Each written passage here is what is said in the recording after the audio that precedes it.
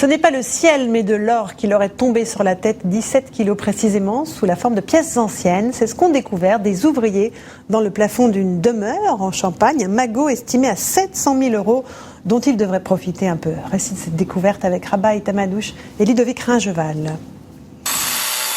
L'incroyable découverte a eu lieu jeudi dans cette vieille bâtisse. C'est ici que la maison de Champagne Alexandre Bonnet entrepose son matériel viticole. Depuis 15 jours, une demi-douzaine d'ouvriers rénovent le bâtiment.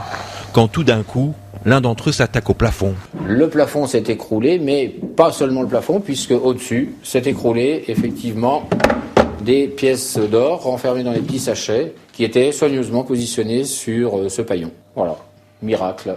Les petits sachets contenaient au total 497 pièces de 20 $ en or, soit 17 kilos et une valeur estimée à plus de 700 000 €. Une pluie d'or providentielle dont tout le monde parle aujourd'hui dans le village. 17 kilos d'or. 17 ! Ça vaut le coup. Dans des vieilles bâtisses comme ça, comme Arissé, ça serait pas étonnant d'en retrouver.